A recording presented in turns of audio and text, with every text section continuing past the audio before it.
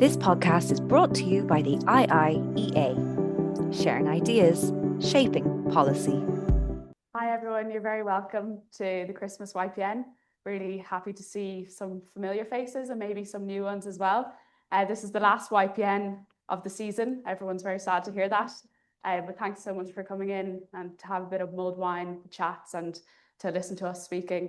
Cian has allowed me, as he's usually the chair of the YPN, to moderate this discussion tonight, and he's taken a bit of the spotlight, so really happy to be here. So just to introduce my fellow colleagues on stage, we have Cian FitzGerald, who is a senior researcher at the IIEA. He specialises in defence and security, as well as foreign policy analysis. His research interests also include geostrategic competition, with a specific focus on irregular and hybrid warfare. And then to my right, we have Dr. Barry Colfer, who's the Director of Research here at the IIEA. He has a much longer bio, but I won't go into all that. Just a little quick housekeeping rule that everything's on the record today. So what we're going to do is we'll have a little bit of a conversation to start, and then we'll get to come to you guys in the audience. So have your questions ready when we do come to that. So, are we recording this? It is being recorded. Yeah, is that okay? It's just we should do this more often. Yeah. So this is kind of a look to 2026, but we're also going to get to look backwards, which is always a key part of our work here at the Institute. So I'm going to just pose a general question to you both, and I might start with Cian, if that's okay. To look back on 2025, if you have to pick out a couple of the biggest geopolitical developments, what would they be? Yeah, so primarily I'm a little bit biased that most of these big geopolitical developments are in the security and defense space. That's what I mainly focus on. And unfortunately for the world, that these have also been some of the primary concerns. And the bit that I'll start on is still the ongoing challenge of Russia's invasion of Ukraine.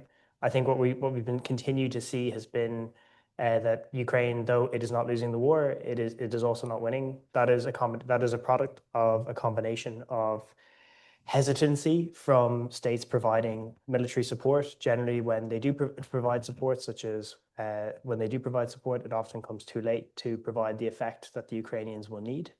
There are ongoing questions around continued support for Ukraine. We see disagreement in Europe over the use of Russian frozen assets to fund Ukraine and to back loans to fund Ukraine's government into the next couple of years.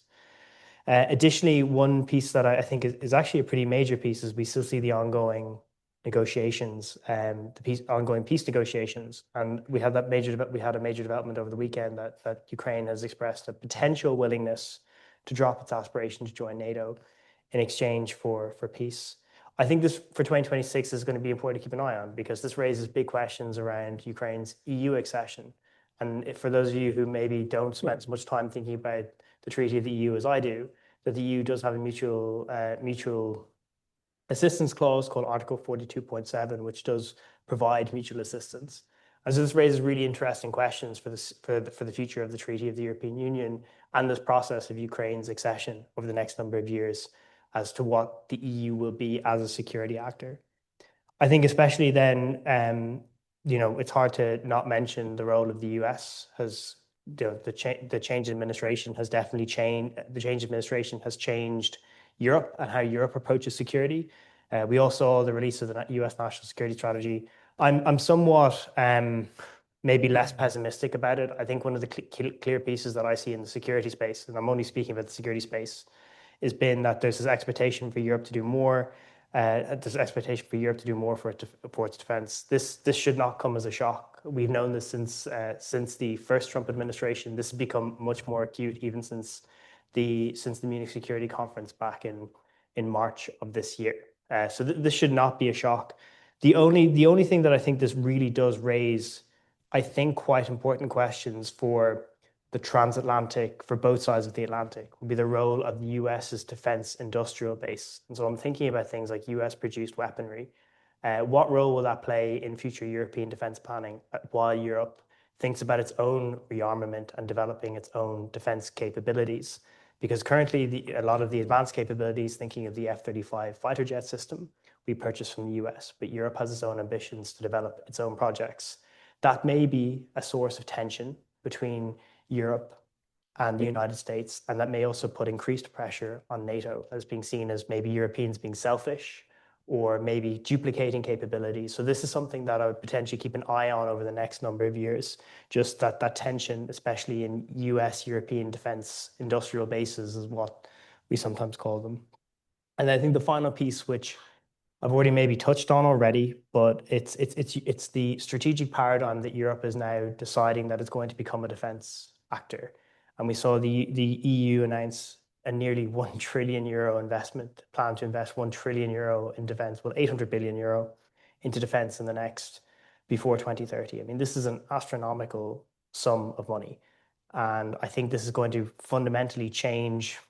This is going to have huge implications for Ireland, but it's going to fundamentally change, I think, the role of the European Union in the next number of years. So I think that's where I'm going to stop, and we can talk about things of hybrid warfare, drone incursions. I'm sure there's lots of questions about that because of the recent news. Definitely. I think you also look to the future then, which will be coming up in my next question. So, sorry about that. So I'll go over to Barry just to have a look back at 2025. Yeah. Thanks very much, Emma, and lovely to be on this panel. I'm going to mention a handful of things, and I'm not going to repeat too much of what you said. Obviously, the war in Ukraine, as Cian has set out, is one of the kind of major geopolitical shifts of our time. And Cian spoke a little bit about the implications for Ukraine at the start of his remarks, and I'll just add a little bit about the implications for Europe because they're so profound. When I started out, I came here from life in academia, and I would teach about European politics. And one of the things you always said was the EU does everything, but it doesn't do education, health, social protection, or defense, or pretty much none of those things to any great extent. But that's obviously over the past year or so, that's just so radically changed. And all EU policy now is seen through kind of a security paradigm. And that for us as a small EU country and an enthusiastic member, I think that's really significant. The second point I'd mention is about the reset with the US and the very clear kind of new adversarial relationship that certainly Europe and other democracies have now with the US. I wouldn't be as optimistic as Cian about the national security strategy. I think it's fairly hair-raising stuff. And I think what it signals for the US commitment or lack thereof to climate change mitigation, for example, I think is really serious. And I'll mention that in a moment as well about climate change in general, but just that second point for me, just about this kind of new reset with the US, is absolutely important. And a related point, kind of a derived point, I think is there's evidence of the EU really kind of struggling to reposition itself in the world as kind of a global partner, as kind of a reliable kind of entity that kind of sticks to the rules, says what it will do, you know, in the context of the ongoing Mercosur kind of, I was about to call it a debacle. It's not the Mercosur process. I think the EU is clearly trying to signal to other democracies in other parts of the world that the EU is a good kind of stable partner. It's not very sexy actually, but I think it's really, really important when you look at the state of the world for the EU to try and be kind of hold that kind of position as kind of a reliable, trusted, predictable partner, and that clashes rather violently with other parts of the world in terms of public policy.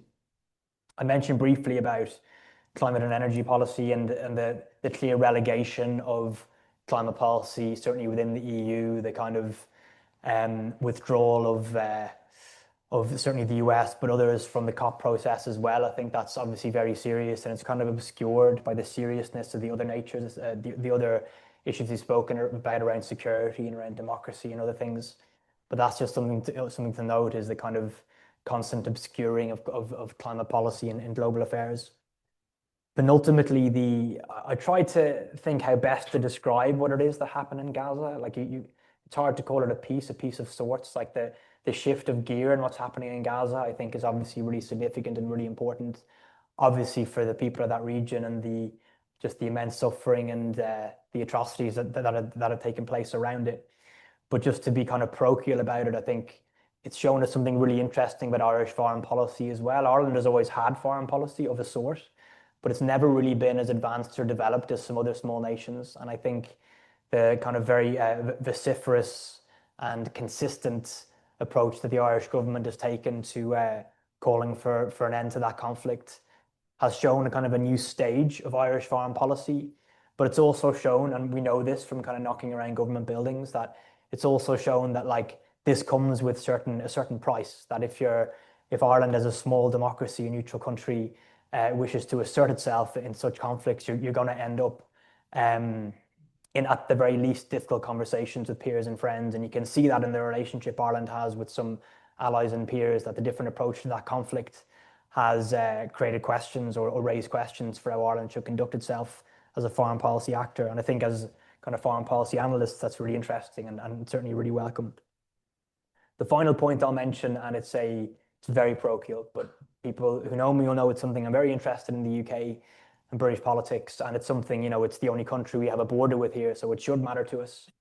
And just the kind of the struggle that the relatively new British government is enduring, the kind of inability to meet the expectations of the electorate. This is reflected in other countries too. If you look at the likes of France or Germany, other great democracies, Chancellor Merz is polling idiosyncratically low, almost by kind of the history of polling in terms of how consistently unpopular he is, especially as a new German chancellor. And there's just kind of examples all over the place of democratic leaders really struggling to cut ice with their citizenry. And I think just in the case of the UK, that's so very clear. And I just hope kind of someone in there knows what they're doing, because the situation looks pretty poor for a relatively new government. I'm not going to preempt your final question, but I'll say something more about that when we do get to it, Emma. Yeah. If anyone's wondering what an IIEA lunch break looks like, this is it. With a little bit of food sometimes. But on to my next question, then we're still looking back, but looking at some standout IIEA moments that we had in this past year that really kind of captured those geopolitical contexts that we're talking about. We might reflect on them. Yep. Me or Barry? I'll go for it, Cian. Go for it, Cian. Bring your boots. Yeah, so I actually think that the main there's two maybe in the defense space that I think were very, very rewarding. So the first was we actually hosted a launch of the EU's white paper on defense, where for an Irish audience, this was the launch of the EU's plan to spend €800 billion on defense. So this, for those of you who maybe are spending less time with this, it's actually quite an interesting piece, because it touches on nearly every part of European policy.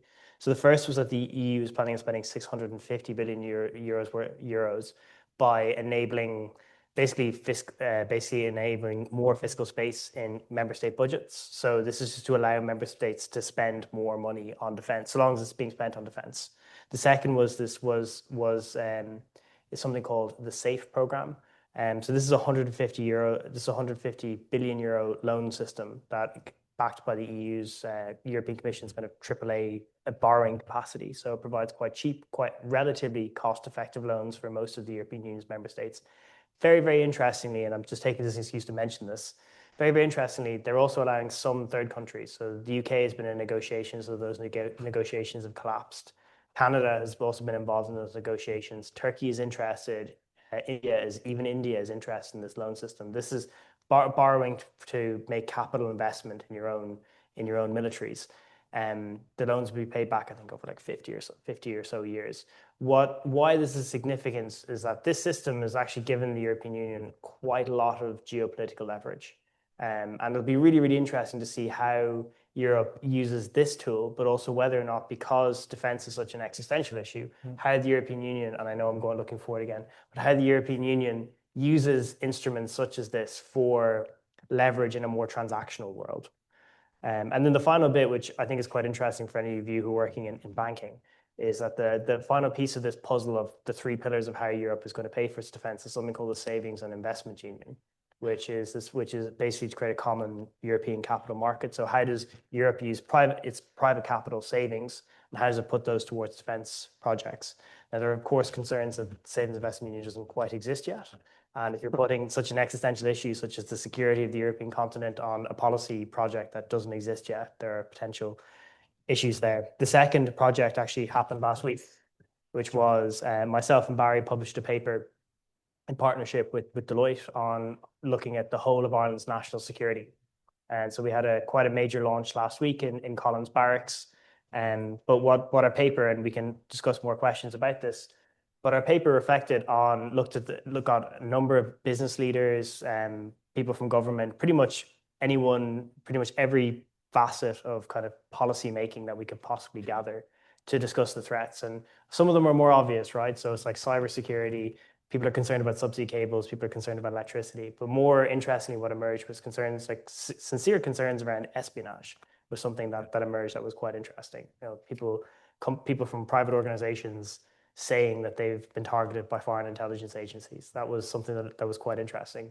Secondly, what also was quite interesting was people were genuinely concerned about the security of the ports. And it was put in very stark terms of, pretty quickly, if there was an incident in Dublin port, we would start running out of food, like within 3 or 4 days.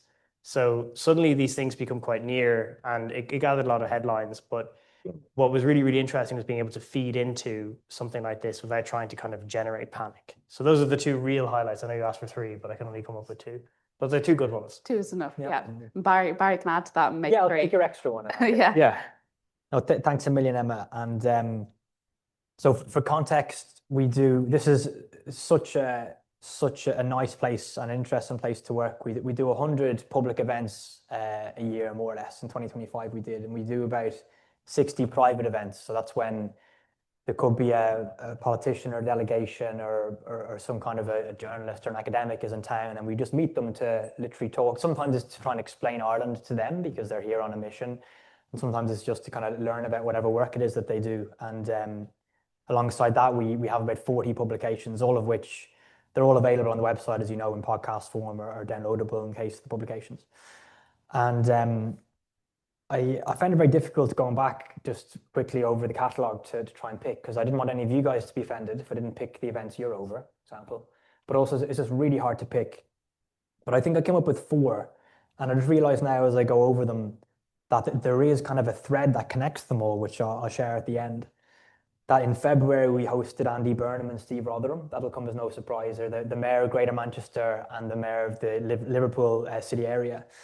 And it was just really interesting. And like I mentioned earlier about how kind of the struggle of national politics in Britain, but these are 2 really kind of charismatic, interesting public representatives who are doing great things. What are you doing with your phone? Is it all good? Yeah. Great. Hi, Kira. Is Karen okay? Good. No, I was afraid there was some kind of problem. Sorry. We had this kind of private session with the 2 mayors, and Andy was over to watch to see the Pogues the night before, I think. So he was a little bit worse for wear, but it's just really interesting to speak with kind of public representatives who are really kind of who are enjoying what they're doing, and it's kind of showing how devolution can work. Do you guys remember in April we had Gloria de la Fuente? Was that you who organised that? Yeah, with the Chileans, yeah? Yeah, me. So she was the Undersecretary for Foreign Affairs of Chile. And it's a place, I mean, I know little enough about, but to hear kind of, she spoke about democracy, political parties, political leadership in a South American context. And I thought that was really interesting. She also spoke about like the struggle against organized crime and other things, which were kind of unfamiliar to me and interesting. In October, Kieran was over the big DG Trade Conference. So we had a T-shirt with Taoiseach Mara Šefčovič talking about the future of EU trade, and it was months in the making, but it was only during it I realized we were kind of part of this like effort of the EU to try and assert itself in this kind of like post-US world. And it was so funny because you had EU officials talking about global trade, but like it was like a parlor game trying to not say the US. Like they were almost mentioning and then backing away, you know? So it felt like we were part of this kind of this shift in EU thinking at least. And this is where I kind of share the idea of like the EU as a global partner, as kind of a rule keeper, as a trusted player. That's really where it kind of struck home. And the last one I'll mention, I think it was Heather that did it actually. Do you know which one I'm thinking about? Who? Kara. She was really cool. So like she's the Hungarian deputy mayor, I think, or mayor of Hungary, but she's the president of the Committee of Regions in the EU, so the association of all the different regional representatives in the European Union. And I wasn't expecting much, to be honest. Like I'm very interested in politics and I was always going to attend, but she was this just absolutely brilliant, like formidable, charismatic Hungarian opposition politician.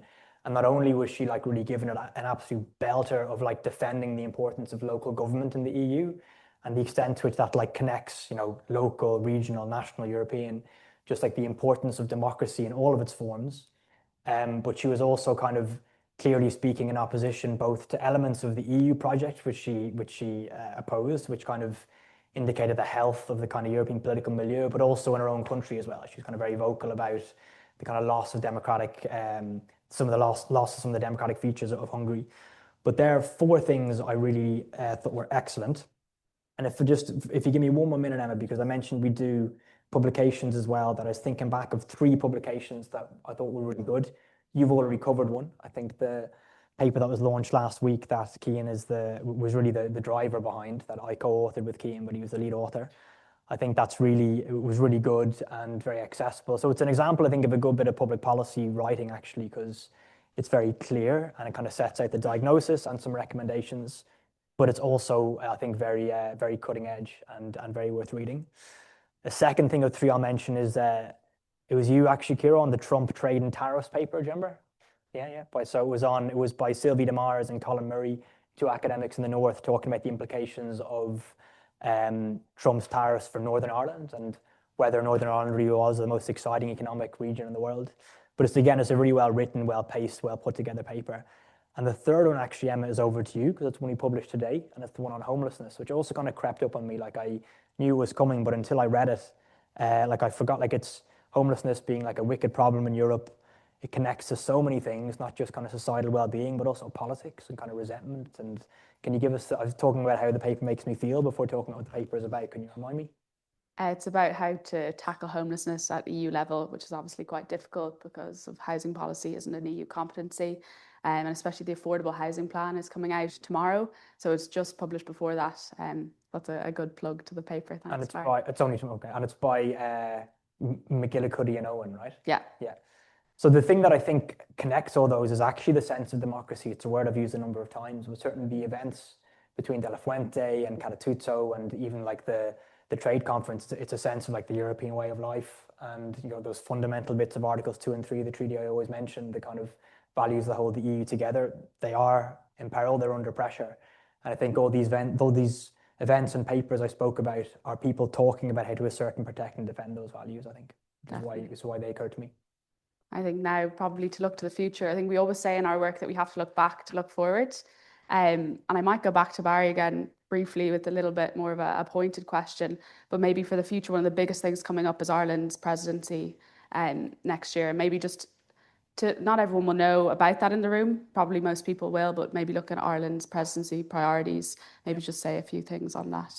Thanks, Emma. So just to say what the presidency is, first of all, of course, the European project since 1957, the EEC, the economic community as it was, there was the establishment of this rotating presidency where each member state would take responsibility for managing an important part of the EU's work, specifically the meetings of the council, so basically the ministers, including the prime ministers.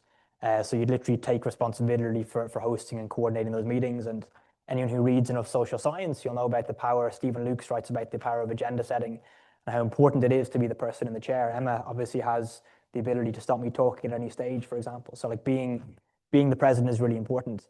The nature of the presidency changed after the Lisbon Treaty in 2008, as many of you will know, whereby there's a permanent president now of the European Council, António Costa, the former Prime Minister of Portugal. But for all the 10 other configurations that ministers meet in around agriculture, around environment, around finance, it's whatever country is holding the presidency will chair those meetings. And a lot of meetings and activities would take place in that country. So currently it's Denmark, moving to Cyprus, and then us next year. So I'm sure nearly everybody in the room already knew that, but just to give a bit of a backdrop, Ireland has taken over for our 8th time. So Ireland came in the first round of enlargement in 1973. So we've been around the block a couple of times. And for us, it's very important. I always say the EU is an association of loads of small countries and a couple of big ones. Some of the bigger countries tend to say the presidency, it's a typically French thing to say the presidency, sure, it's fine, but really it's not all that important. It's a distraction, it's an interruption to the process sometimes in small countries like Ireland, Cyprus, or indeed in our trio of countries, Greece and Lithuania and Greece who come after us. It's a really important opportunity to kind of assert yourself, assert your authority, and also just to remind us the motto of the EU is united in diversity. So it's a chance to kind of get a flavour for what the EU is all about. Now, really briefly on the priorities, these are the worst kept secret in Dublin, because Ireland is doing it properly, whereby Denmark have to finish up their work, and then Cyprus go in for 6 months. It would be imprudent, it would be improper to be talking about your priorities while someone else is in the chair. So it's very respectful to kind of not flaunt what you hope to do in your 6 months. But the presidency priorities for Ireland will include a focus on competitiveness. It will include a focus on the security context, which Cian has spoken about. I've spoken about it a little bit. Ireland is in a peculiar situation as one of the only neutral countries in the EU that will be obviously taking physical responsibility for the security of the presidency as well. You might want to speak about that in a bit, Cian, because it's very interesting about drones at airports and whatnot. And thirdly, Ireland will be asserting its values, the values of democracy, the values of rule of law, and matters relating to that. I think one thing, if I can just give one thing about what might happen under the presidency, which will be really consequential and really important, that for me, I'm very interested in where the EU ends. So what's the point where the EU, you meet something else? Charles de Gaulle said it was the Urals, as others have said. So it's kind of already into Russia. We're obviously at a point where the costs of not enlarging, so we have 27 EU members, there's a bunch of countries on the fringes who want to join. And it's possible that Ireland, as kind of a credible success story of enlargement, when I was born, Ireland had 50% of the EU's GDP. I always like to remind myself now it's one of the wealthiest countries in the world, not just because of our EU membership, but partly because of it. So I think Ireland is a kind of a proven enthusiastic supporter of further EU enlargement and indeed of enlargement to Ukraine. So it's possible that Ireland will be able to at least lay the foundations or kind of focus in terms of its discourse on enlarging and ensuring that the EU is a project that continues to grow. The next member would probably be Montenegro. But that is something I think that will be a hugely positive thing for Ireland, for Europe, and indeed the wider region if we were able to kind of at least move forward on enlargement over the course of the presidency. And I might ask just a follow-on question to Cian really quickly before we go to you guys in the audience. So if you have your questions ready, but just following on from that and Ireland's presidency priorities, Barry mentioned the defence side of things. I'd be interested to hear you speak about kind of the realistic line for Ireland in terms of engagement on those issues, especially as there's this move towards deeper EU defence cooperation, both politically and militarily. Where does Ireland sit on those issues? Yes. So, I mean, I think the first piece is it's always worth kind of mentioning. I mentioned this Article 42, I mentioned this kind of piece of Article 42.7, this piece of the Treaty of the European Union. And one of the specific carve-outs that it has is it does actually enable, or it does kind of allow for the specific character of an individual country's security policy. But what's also quite interesting is that while Ireland doesn't have a constitutional bar on mutual defence with NATO, it does have a constitutional bar on mutual defence with the European Union. So Ireland's kind of neutrality, the bit that's really, really in shine is that Ireland's neutral with regards to the European Union. But I think overall with where the EU is going is in terms of defence is a lot of the capabilities that it's looking at developing are primarily in the industrial space. So it's both kind of how do you pay for factories, it's how do you develop the finance for investment, how do you maybe support research and technology and innovation. So a lot of this also is coming out of either some EU borrowing, so I mentioned the SAFE programme, but a lot of this is also coming out of the EU budget itself. As part of the presidency, we'll have the next round of negotiations for the EU's budget, the multi-annual financial framework. That's a budget we're contributing to. And so there's projects such as the European Defence Fund, which is about an €8 billion fund now. I expect that to grow for research and innovation in defence. We're contributing to that budget. But currently there's some bars, such as we don't have a security clearance system adequate enough to claim EU funding. We have some bars on the ability of Enterprise Ireland to support dual-use technology companies. So companies that there's a civilian application for their product, but also a military application. Some AI companies, some cybersecurity companies. It's not guys making bombs and bullets, but people are making drones or using artificial intelligence. Those companies are not being able to support it. So in practice, what this means for us is that if that for you as a taxpayer that's paying into this EU budget, that Irish firms is no way for us currently to get that money back. And I think that represents a little bit of a challenge that while progress is being made, it's still being made too slow by policymakers. So I think just on that piece specifically, what I would like to see is more engagement, because currently we're paying for this already, but all we'll be doing is paying for others. So this is paying for others. Separately, I think there is this real question now with this drone incident that happened last week during the Zelensky visit, that this really should be raising alarm bells as we go into the presidency, that there's a real likelihood here, and I don't want to be making predictions, but I want to kind of talk about like possible scenarios. But there's a real likelihood, based on what we are seeing, that there would be attempts to highlight Ireland's already known defence limitations and defence gaps. And drones are a very good way to do that, because they're very deniable. It's very hard to prove who's operating them and who's doing them. As details have emerged very slowly over this incident during the Zelensky visit. If you remember that this was sort of initially leaked, there was very limited government communication. That gap in information was really, really exploited. That could really be exploited.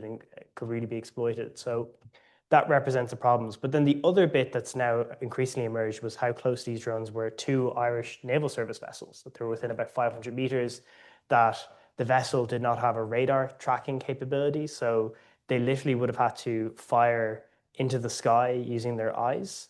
And these guns are capable of firing miles into the air. The reason they didn't fire was there's concerns about hitting aircraft above. So just in terms of like what capabilities we're not buying and how slow we are in buying counter drone capabilities, there's really real risks as we go into the presidency. And I know what I'm sure we're going to be reading now in the next number of months, that we're acquiring capabilities, and there'll be, I'm sure, much newspaper articles about it. But everyone wants counter drone capabilities right now. And so they're either going to be very expensive, or it's going to be very difficult to acquire them in the numbers that we need. And that really raises questions about how can we rely on our friends and partners to support us in that. Thanks, Cian. Can I get an idea of how many people have questions? Because I have one more question I want to put to them. If anyone has a question, now it's time to put your hand up, just so I get an idea. That's great. And if you come up with one in the meantime, that's perfect. But just again, going back to the looking forward to, and this can be a nice short answer, just so we get an idea of the range of things that we can ask our panelists. But just to look at the geopolitical developments going forward into 2026, what ones are you both looking at more closely? And Barry, I'll come to you first. Yeah. Yeah, thanks, Emma. I'm not going to repeat too much of what's been said, because obviously, like security and anything that hasn't been mentioned. So there's obviously always the possibility of conflict, the likes of Taiwan, the likes of Sudan, the likes of Venezuela. Conflicts there could easily become regional. There was something on the tip of my brain there. I want to talk briefly about the local elections in the UK, because it is significant, but there was something else, and I'll come back in a moment. Just on what's happening in the UK, there's a sense that does everyone follow the regional elections in Wales? Yeah. Okay. Trust me, if you're interested in politics, Wales is it's a very interesting place, and there's a brand new kind of electoral system in that country, and it's highly possible that Wales next May will give us the breakthrough. I remember what I was going to say. It's about France. That there's a breakthrough for reform in the UK. So the Reform Party, which is kind of the challenger party, the right-wing populist party that has been around in various forms since the referendum party in 1993, and it evolved through UKIP, through Brexit to reform. And because of the peculiarities of the majoritarian first past the post system in the UK, the percentage you achieve in the elections doesn't translate even nearly into how well you do in the elections. So at points in history, they've touched 14, 15% in the polls, but I think they came in with 5 MPs in the last election.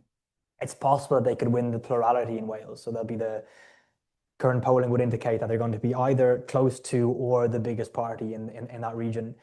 And so whether they'll govern, it's still unlikely. There's likely to be a coalition that will keep them out. But in terms of the UK, I think that's a critical juncture when you have this kind of really major kind of challenge on your doorstep. Whether that means, not on your doorstep, within your house, whether that means there's any likelihood of there being a reform prime minister or a reform government in the UK, I'm still very, very much unsure, yet to be convinced. But I expect it will turn the dial in the UK. And what happens when that happens in a country, if there's a challenger party, you can either try to ignore them and say they're bad.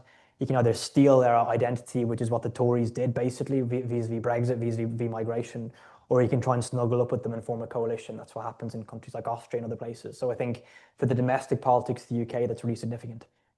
The other thing I was going to mention, all the other things are already mentioned about relations with the US and security.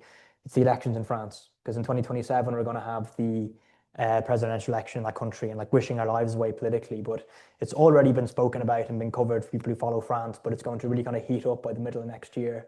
And Europe can sustain a government in Italy that is at odds with the European project, or in kind of a smaller country like Belgium with the Flemish nationalists in government, or other places. But France, that's just a different order of magnitude. You know, France is when the project started and Germany was divided. Famously, I've often quoted it. Madeleine Albright, the former Secretary of State, said to understand the EU, you have to either be a genius or French. You know, like France have been there from the start, and so much of even the language, like the rhythms, the ways of practice in the EU are so distinctly French. And it's always been kind of that Franco-German alliance has been the kind of like the backstop for the European project and European integration. And if that's kind of called into question, because I'm assuming again there could be anyone who wins that election, it's years out. But if there's a victory of the Rassemblement National, the kind of right-wing party in that country, who moved from being in favour of France withdrawing from the EU, and then everyone saw how difficult it was for the UK, notwithstanding that country's strong public administration, how difficult it was to withdraw, to now being stay but change, stay and reform. And if you have a French government who's like really at odds with some of the fundamentals of the European Union, I think that could be really, really significant. And that would be next year. Yeah. And Cian, do you want to add anything to that? Or? Yeah, I think one bit, and I think I'm potentially going to be a little bit of a downer. And this isn't just about conflict, and this isn't going to be about like any specific conflict, but this is going to be about conflict in general. So when I started this job in 2021, and this is right before Russia invaded Ukraine, and war was generally understood as something that was kind of done by professionals. If you remember, Boris Johnson said that the age of large tank battles in Europe was over. You know, armies were relatively separate from their societies. And I think maybe we saw since Ukraine, and we saw Ukraine's mobilization of its people, and the fact that, you know, local civil servants and, you know, factory workers were the ones on the front line, and the rates of casualties have just been so immense that Europe is now having to prepare for a more total conceptualization of war. And I think 2026 may reach that inflection point. So we've already seen Germany announcing changes to its conscription. It's very possible that we may see that change happen elsewhere in Europe. But just in general, the nature of conflict is becoming more total. So if you look at what's happened maybe in Gaza, you know, previous responses by the Israeli government in Gaza and the West Bank have generally been more limited and relied less on calling up reservists. This was much more aggressive and relied on calling on much more reservists. This isn't necessarily just a European thing. This is a global thing. But that's possibly what I'm thinking is going to be the thing to watch out for over the next year, is that I think war and conflict and the role of the military is becoming more total, involving society. But that also has implications with societies now being the target by hostile states through disinformation to try and create disaffection. And I think these conscription initiatives may be something that might be targeted in places like Germany, if that's the direction they continue to go, or in any other state that pursues that policy. Can I ask Cian something small? Sorry, Cian. Yeah. It's really interesting, and I've learned loads from your research on like the changing character of warfare, disinformation, hybrid attacks, the rest of it. When you're talking about you said total warfare. Yeah. Is that a departure from that, like back to something that's more familiar with like kind of combat forces and kind of more traditional war, or is it just another feature of the changing character of warfare? I don't know. I mean, I'd like to think that potentially, if you look at the history of armed conflicts, you know, there are great, obviously the example of total warfare that we all go to is the Second World War and maybe the First World War. But I think, you think even over the last century of conflict, these are maybe more aberrations, and that all of a society's resources are being, you know, if you look at the mobilization of US industry to support the US war effort, you know, the British Army has been basically allergic to having large standing forces unless it's absolutely forced to. And you're seeing that now. It has, I think the army is about 70,000. That's still far too low for their ambitions that they they claim to have. And they're even talking about the possibility of having to reintroduce some sort of national service. And those being pushed back, but this is something that they're mooting. But I think that that's potentially I think this is maybe a sign of the anxiety that policymakers in the intelligence community has about the escalation possibilities with Russia. And that's going to feed into policy now more generally. And so I think it's going to become more consuming of our societies, our resources, our attention.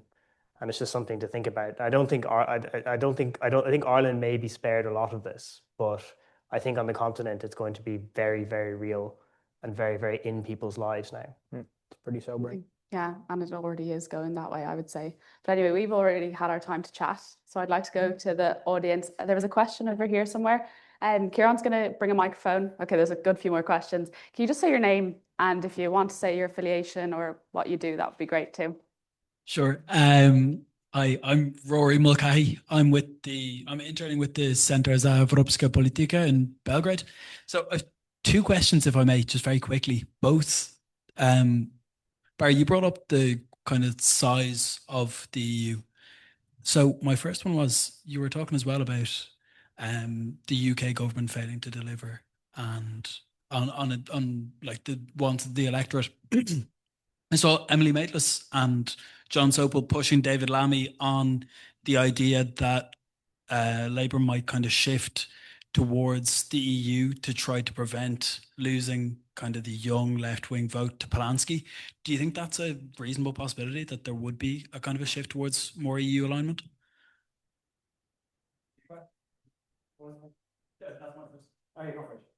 you want to ask the second one? Sorry, can I ask the second one? No, the second one. Then the second one was just, when you're saying about EU presidency and enlargement, what kind of model do you think we're going to take? I know obviously it's not something that is being massively talked about, as you said, but like, do we have a general idea of what the government kind of wants to do in terms of promoting enlargement? Is it focusing on Ukraine? Is it focusing on the Western Balkans? Do we have any kind of idea there? Thanks. Thanks, Mil. How do you want to do that? Do you want to take a couple together, or will I? Go on to that one, and then we'll see how we're going. Great. I'll try and be quick. Thanks a million, Rory. That's a very cool internship. Are you doing it remotely? No, I'm starting in China. Very good. So in terms of the UK shifting to the EU, the UK has absolutely already shifted to the EU. I worked in British politics for a number of years, including during the psychodrama, right?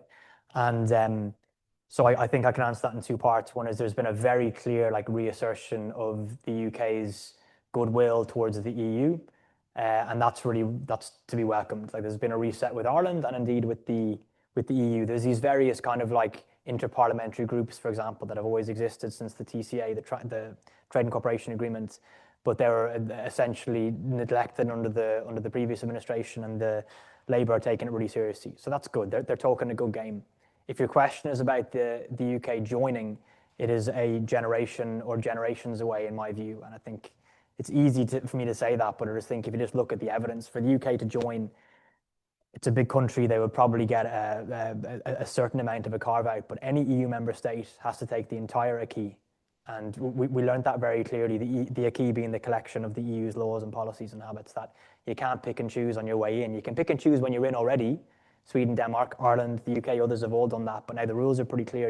You'll adopt the euro, you'll adopt the social chapter, you'll be a full member of the EU. So I think for now that's too much for either side to bear, to be honest. In terms of our approach to enlargement, again, I think I have two parts. Enlargement will be merits-based. It'll be based on, there's the Copenhagen criteria, there's the different things that countries, including Serbia, are aspiring to kind of performatively show that they're meeting the constitutional expectations of the EU, and that isn't going to change.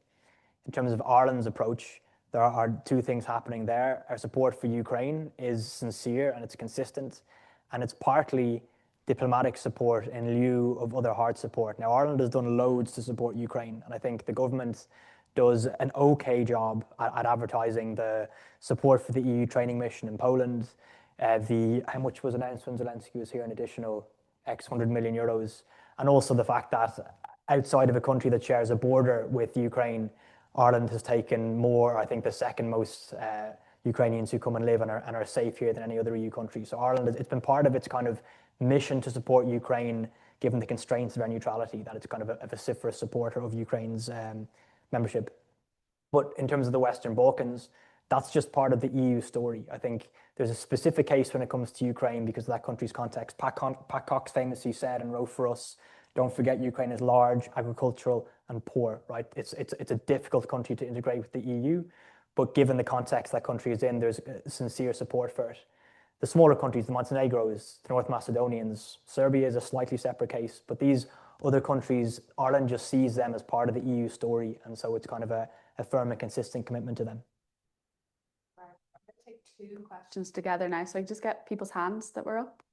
We'll take these two questions here from Deepo and this guy. Yeah, thanks very much, guys. It always struck me when the focus of the EU was primarily around economics. Ireland in recent years has been a bit of a kind of sweet spot in that it could kind of play the game of the more fiscally tight-fisted northern countries, but could also sympathise with the southern countries that had been through the bailout programme. And it had a good kind of position within Europe, whereas if the focus of Europe shifts to defence, Ireland's position is seen very much as an outlier and is kind of on the periphery. And do you think there's a real danger of Ireland losing influence in Europe as a result of that? And if so, what kind of gestures or measures would need to be taken for us to be seen as being serious on defence? Would it be the triple lock? Would it be more funding, neutrality, and to get ourselves back in a position where Europe doesn't think we're maybe naive or peripheral on this issue? Thanks. And then we'll take the other question here. That might be a good one for Cian to answer. And then Hi, Barry, you opened the floodgates to UK, so I'll just dive in. I think I just want to talk more about the UK elections and like more specifically, like, do you think the reform trends would seep into Northern Ireland? And do you think that there's a future where that would in turn seep into some form of rise in I'm picking my words very carefully, a form of rise in the people that try to imitate what reform is trying to do in Ireland? Like, do you see a rise in what reform is claiming to stand for in other parts of the UK, like we are seeing in Wales right now, in other parts of the UK that are not Northern Ireland? And tentatively, do you see anything like that in the Republic of Ireland specifically? Because my name is Deepo. I'm a keen observer of these things and more specifically how it affects developing nations. So that might make some sense as to why I'm asking that. thanks, Deepo. So do you want to start, Cian, with the first question maybe? Yeah, sounds good.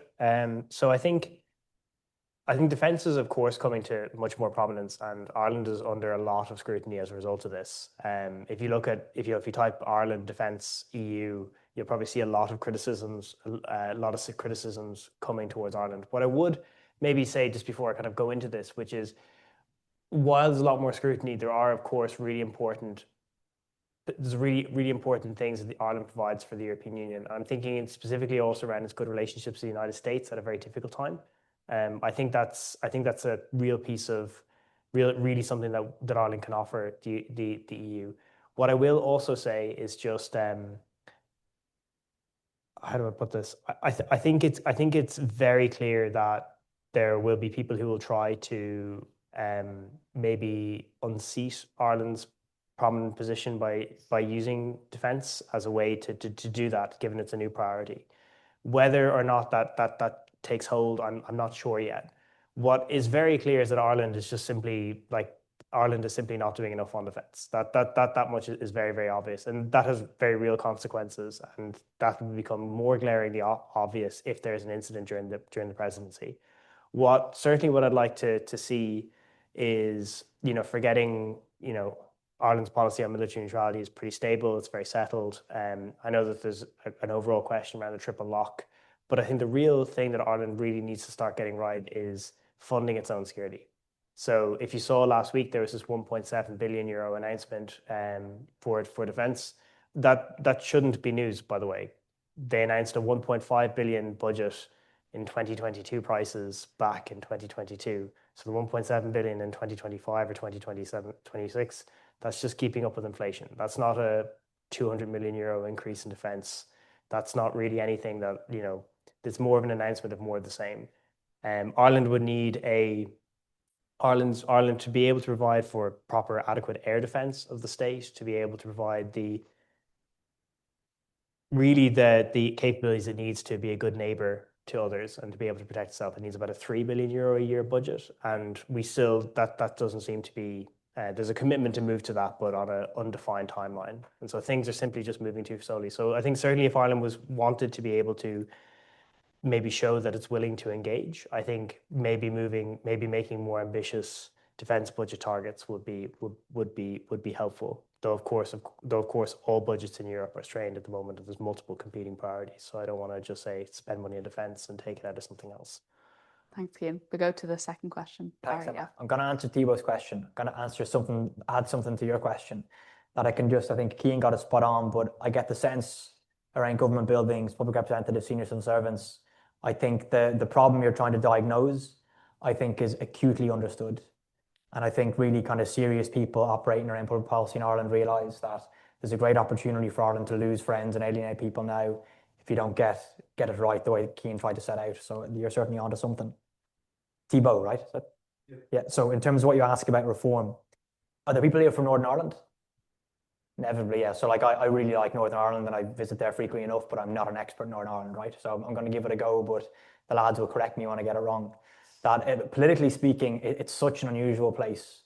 I've worked in politics in Britain, in Ireland, and in Brussels, and Northern Ireland plays by its own rules in so many ways. Not least there are different parties there. Reform have said that they will stand candidates in every constituency, 650 people across the United Kingdom. Good luck to them. It's a big ask, but I mean they may feature. But I'm thinking of Mike Nesbitt, the Minister for Health in the North, right? He addressed us a couple of months ago about kind of health expectations in the North, but he at his party's conference said that the greatest risk to Northern Ireland's place within the Union isn't Irish nationalism, it's the Reform Party. Because the Reform Party, which I'd be a little bit familiar with just from knocking around politics in England, it's an English party and a Welsh party. The kind of level of like ignorance is too strong a word, like the lack of awareness that you find in the UK vis-a-vis the political rhythm, the political milieu, the political rules in Ireland is sometimes staggering. I don't mind that for general people. I think I've told you guys a story. I remember I was going out with a girl in England years ago, and I remember having to actually physically show her my passport to explain that we didn't have the same passport in the Republic, right? But she was just an English woman. Whereas if you like work in politics or public policy, as I have done, it's sometimes like it does border on the offensive sometimes how little there is known about the North and about the Republic. And I think just the kind of barrier to entry to try and break into Northern Ireland as a new party based out of England, and also just the sheer the lack of interest in the politics of this island would for me suggest that reform are unlikely going to break through. But I think what's going to happen, let's not even open up too much about Scotland, but there's a reassertion of Scottish independence in that country. And you could see like very often by seeing who you don't like, you kind of sharpen up your own sense of yourself. So you can see there's a gradual kind of consistent rise in support for independence in that country, in that region, in Scotland. So I could see that the ultimate impact of the rise of reform, I think, is kind of a complication in British politics and a clear fragmentation in British politics, especially in England, especially in the north of England. In terms of what you asked about breaking through in Ireland, and I'll finish after this, Emma, like it's a very kind of normal thing to wonder, these two countries, these kind of four nations, whatever you're counting, that are so close culturally in terms of kinship, in terms of economy, in terms of society, you'd think that their politics kind of would contaminate each other more than they actually do, right? That I think the idea of reform having any impact in the Republic is just not even at the races as far as I'm concerned, outside of a minority pursuit, someone who might be particularly interested in their programme. But what you see in Ireland is now one of only 2 EU countries alongside, if anyone knows, Malta, that doesn't have kind of a right-wing reactionary anti-system, anti-migrant, anti-EU, anti-whatever having yourself party in its politics, in its parliament rather. We obviously have those characters in Ireland, but they've been allowed to take the test a couple of times, regional elections, European elections, national elections. There hasn't been a breakthrough yet. So never being complacent about anything, there's a certain thing within Irish politics, which our peers and other think tanks in Europe are kind of paying attention to. Kind of why is that? Why is Ireland interested in Palestine? Why does Ireland not have a left-right divide? Why did the incumbents win last year? But the one that people ask is, why is there no Rassemblement National? Why is there no Alternative for Deutschland? Why is there no Finn party? Whatever it is. And there's a couple of things that feed into that. There is arguably a responsible media. Arguably, it's our electoral system, right, which makes, there's a bunch of heads here I know who are very involved in politics, and you know it, like the kind of intimate nature of politics in Ireland, like knocking on a door, talking to people outside the school or the church, having to, like, politicians have to kind of relinquish themselves, make themselves available to public consumption every day. And I think these sorts of things make the rules of politics in Ireland a little bit different. And it's things like that that I think heretofore have kept the likes of Reform or an Irish Reform na Éireann or whatever it might be called out. That's all I have to say about that. New party name there. Yeah. There was a couple more questions in the audience, I think. Can I just see people's hands just so we get an idea? We'll try get to all of them. We'll take two together. So one here to start, and then we'll go over here to the corner as well. How you doing, guys? It's for the panel in general. Killeen is my name. Our EU presidency coincides with the eventual withdrawal and winding down of the UNIFIL mission. With regards to your discussion of our very targeted development of our operations and our foreign policy with regards to Palestine, how do you think that might widen when it comes to Lebanon? And probably a little bit more tangentially speaking, the role of the media, it has come up a couple of times in a number of your answers there. How do you think an incident such as any UN soldier, or specifically an Irish soldier, being injured or killed by munitions that might come from the United States through Irish airspace or through Irish airports to Israel, and maybe broadly and diplomatically, how might that affect that tripod between Irish, US, Israeli relations? There's probably 5 questions there. Yeah. Apologies. So no, we'll go on to the question over here as well. There's 2 more questions down the back that I do want to get to. So if we can keep your questions kind of short and your answers short enough. Just following on from Deepu's question a bit, you mentioned that 2026 is going to be perhaps a watershed moment for the Reform Party. And in 2025, Nigel Farage came out and said, or claimed, that if in charge, he would lead the UK out of the ECHR. Obviously something that's embedded into the Good Friday Agreement. How do you see potentially in the future a Reform government or a Tory Reform coalition? How would that strain the relationship of Ireland and the UK? And how do you sort of foresee that sort of playing out? Do you want to reply to any of them, Cian, or do you want to? I'm probably not going to take the Reform question. There's a really interesting question. Yeah. You're better placed to answer that, and I'll take. What's your name again? I met you. Paul, I might the post question. Cian, you go ahead and start. Yeah, great. So I think what's been really, really interesting here has been I guess the sadness that's been expressed politically about the wind down of the UNIFIL mission. Ireland has been involved in some form of this mission, I think, since 1958. So it's been a really, really important mission domestically for Ireland.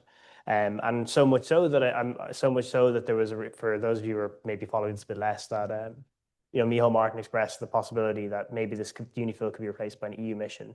I think what they're proposing is a training mission, not vastly dissimilar to the mission provided to the mission being provided to support Ukraine. So this would be, rather than providing the kind of security assistance that they now in the south of Lebanon, that they'd be providing direct training to the Lebanese armed forces, as well as providing some additional material support as well. I think potentially there would probably maybe an ambition to see something more close to a EU version of UNIFIL, but currently the command structures in the European Union, though the EU would like to develop them, they don't exist. They don't exist yet. That could possibly change.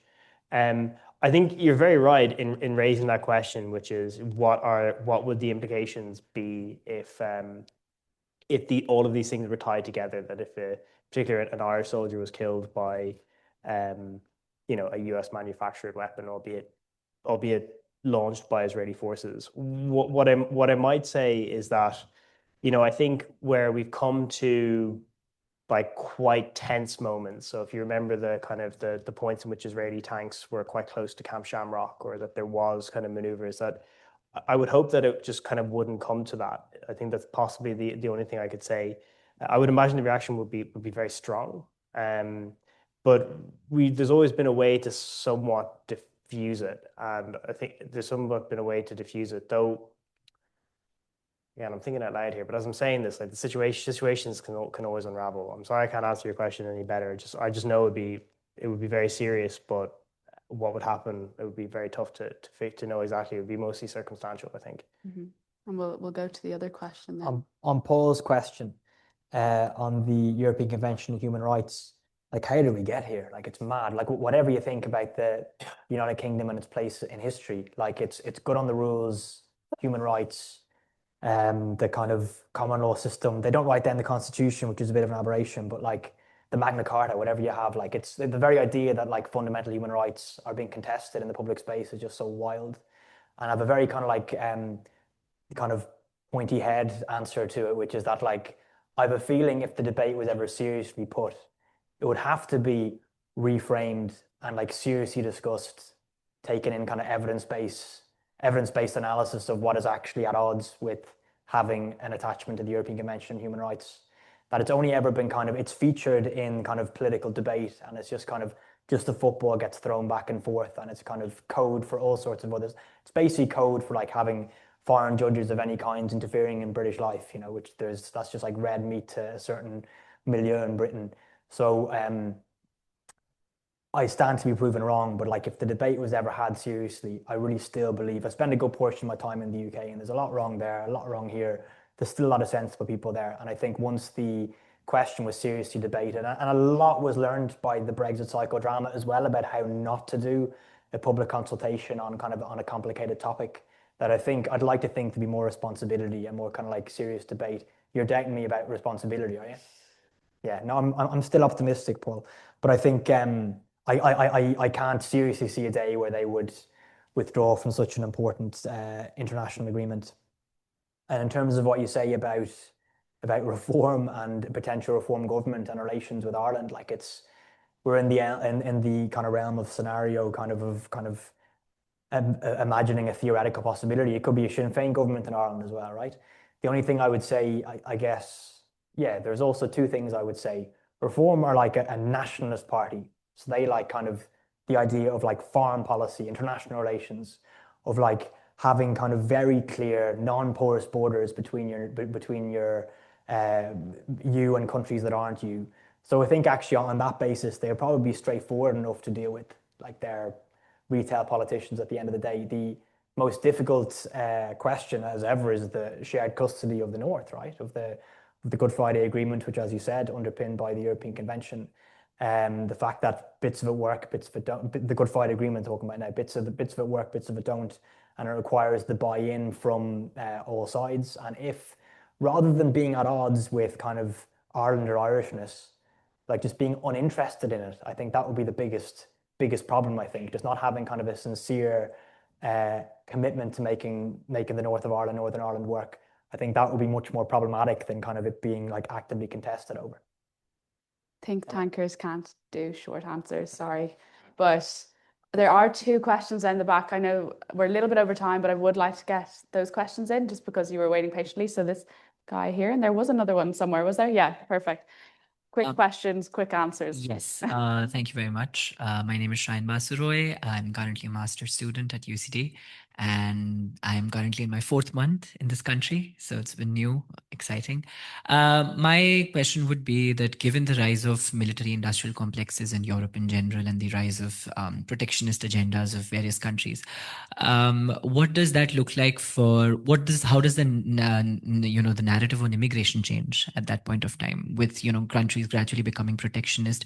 How do we see the stance on immigration across Europe changing, or like in general, do we see an effect in immigration in general? And a second part of my question, I'll be really quick about it, is that given that Ireland will be starting with its presidency in the EU shortly, how does that change immigration in general for Ireland, perhaps, which now is becoming a very popular destination for immigration as well, especially from India? So that would be my question. Thank you very much. Thanks. And we'll take that last question. Thanks. Hey everyone, I'm Stephen. Just a question for Cian. You mentioned earlier in the context of the recent drone incident, the potential future challenges in terms of Ireland receiving support from our friends and allies for bolstering our defenses. And I was thinking about the recent Financial Times article that gained a lot of traction regarding Ireland as being a weak link in Europe's defenses. And do you think in that context, perhaps that might be an incentive for our partners and friends to support us, given the potential knock-on effects for the rest of Europe if Ireland remained that weak link? Thank you. Thanks. Might start. Pardon? Was there a third question? No, I think, was there any pressing question? Someone did have their hand up. I don't think there was. I'll go to you first, Barry, maybe to answer the first question if you want to. Are you happy to take I'll take the immigration one, but do you want to do the industrial complex part of that question? That's what my thinking behind that was, actually. Okay. So I'll just talk about migration in general then, if that's right, immigration in general. In general, if you'd like to, yeah.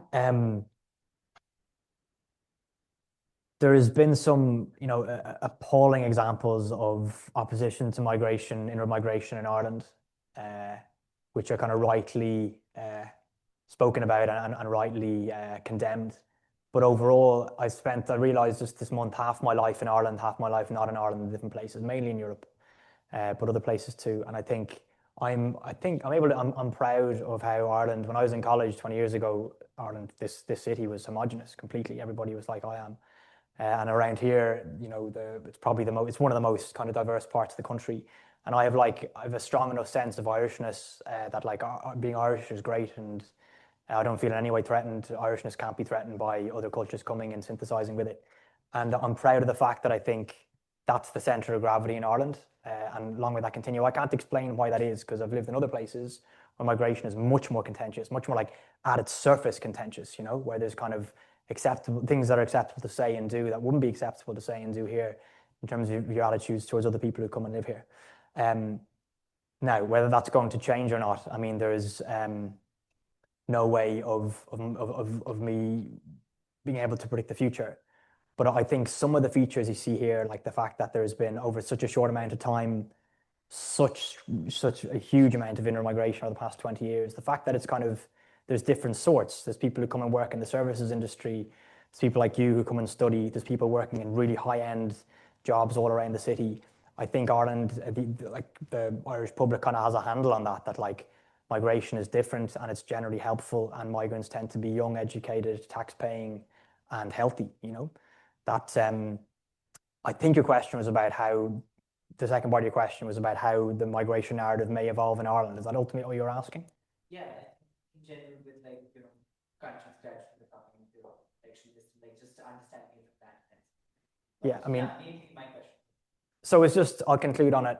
Ireland is rightly labeled as one of the most open economies in the world, and we realize that being open works both ways, that you can go and flourish and come back, and people can come here and flourish and stay or leave. And for now, I think that is still kind of in the kind of political mainstream, and I hope that it stays there. And the only way you can help it stay there is by saying things like what I just said, I suppose. That's most people in Ireland, I think, would acknowledge that good managed migration has been good for here, and it's fun and it's interesting and it's helpful and it's contributed to Irish society enormously. Thanks, Barry. Okay, last question and last answer. Take Stephen's question? Yeah. But also, sorry, I didn't answer the first part of the question on migration and the military-industrial complex. I actually wasn't fully clear on the connections between the two. So would it be okay? Could you just repeat maybe the specific bit you were asking about it? I mean, I think my entire question wasn't specifically to do with, military industrial complex. Yeah. Just trying to use that as an example. I think what Right. I was trying to get was at understanding how gradually we are seeing a conservative, sort of like a protectionist narrative in Right. a strong move across the world. How does migration sort of speak to that? Okay. That was what the question was. So I think you probably got it. As soon as anyone says military-industrial complex, I stop listening to the rest of the sentence. So I assume that's you. My mistake. I caused confusion. Yeah. So we'll go to Stephen's question, and then we'll wrap up. Yeah. So I think there's I'm going to be honest. I think there's been a lot of coverage about Ireland's weak link, Ireland being a weak link in European security. I mentioned I've been doing this job since 2021. I think I've heard this term being used or as a headline for at least about three or four other occasions. So this is not necessarily unusual criticism. I think that the limitations of Ireland's defence are very, very well acknowledged.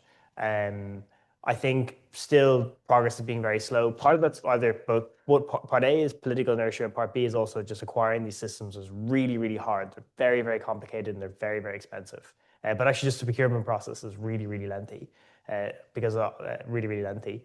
What I might say is I might take a more positive spin on this, right? Which is it's a really good example of maybe where the European Union works, which is there's capacities that we don't have that we can look to partner with others. I mean, if you saw that there was, other European states providing some assistance, police assistance during Zelensky's visit for counter-drone capabilities, I think there is also discussions around maybe borrowing capabilities off France during the presidency. So I think like there's a piece of this which is like there's a piece of this which is Ireland does have huge defence limitations, and I would like to see those addressed faster.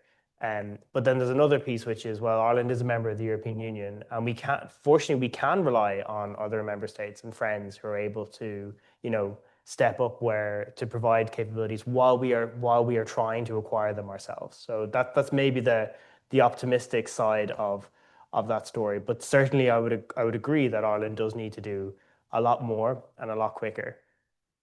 I was going to wrap it up with asking them both to say one positive thing, because a lot of the time it can be very pessimistic. So Cian's gotten his in, and then maybe the final note, Barry, something positive or something that you're looking forward to working on in 2026. Yeah, just, I mean, Ireland is still one of the great democracies in Europe. And I think with the presidency, there's a great opportunity, I think, for Ireland to kind of project that outwards. Like, I'm not being naive about this, but the fact that we can kind of express the values of democracy on a greater scale in the second half of next year is something that excites me. Great. Thanks so much to all of you for coming. We have some cheese down the back and some wine, so please do stick around, have the chats and have some cheese. And all there is to say thank you to the panelists and to give the traditional wave. This podcast is brought to you by the IIEA, sharing ideas, shaping policy.